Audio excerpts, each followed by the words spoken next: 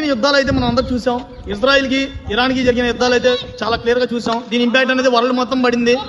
Iran కి మన India నుంచి వెళ్ళిన హెల్ప్ అనేది ఎలాంటి మీ అందరికి తెలుసు. ఒకటొచ్చేసరికి మెడిసిన్ అని చెప్పుకోవచ్చు, ఇంకోటేమో ఫుడ్ ఐటమ్స్ అని చెప్పుకోవచ్చు. ఇలా మన డిప్లొమాటిక్ గా మన ఏదైతే ఎక్స్పోర్ట్ ఇంపోర్ట్ జరుగుతాయో అన్ని బాగానే జరిగినాయి.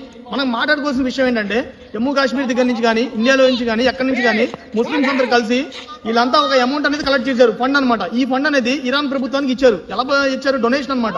వీళ్ళంతా ఏంటి, యుద్ధంలో వాళ్ళు చేసే యుద్ధంలో జరిగిన నష్టానికి ఎంతో కొంత హెల్ప్ చేయాలనే ఉద్దేశంతో కానీ లేదంటే ఇరాన్ కి మద్దతుగా కానీ వాళ్ళు కొద్దిగా అమౌంట్ అనేది కలెక్ట్ చేసి వాళ్ళకి ఇచ్చారు ఇరాన్ గవర్నమెంట్. ఇప్పుడు ఇరాన్ గవర్నమెంట్ వచ్చేసరికి అక్కడ వాళ్ళు పెట్టిన మిసైల్ ఏదైతే పంపించారు ఇజ్రాయెల్ మీద, దాని మీద thank you people of India అని రాశారు. దాని మీనింగ్ అది. ఇక్కడ ఇండియన్ పీపుల్స్ ఇచ్చిన అమౌంట్ అనేది ఇరాన్ వాడింది కాబట్టి thank you people of India అని పెట్టారు.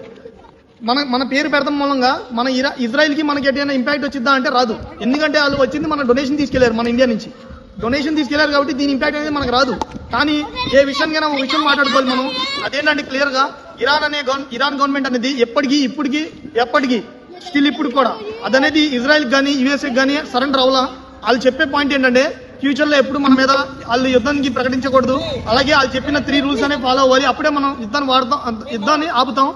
వాళ్ళ యుద్ధంలో ఎంత నష్టం వెళ్ళిపోయినా 80% అనేది దాని జీడిపి కానీ దాని పాపులేషన్ కానీ దాని డెవలప్మెంట్ కానీ ఏది కూలిపోయినా మొత్తం ఇజ్రాయెల్ కూలిపోయినా మనం ఎప్పటికీ మనం యుఎస్ఏకి సరెండర్ గా వెళ్ళామంటున్నారు. దీని మూలంగా మనం ఇజ్రాయెల్ అనేది యుద్ధం చేస్తుంది. చిన్న కంట్రీయే, పేద కంట్రీయే, కానీ అది ఎక్కడ సరెండర్ అవ్వట్లేదు కదా. ఈ విషయం గురించి మనం మాట్లాడుకోవాలి. అది సరెండర్ ఫ్యూచర్ లో అయ్యిద్దా అవదా? మీరు కామెంట్ చేయండి.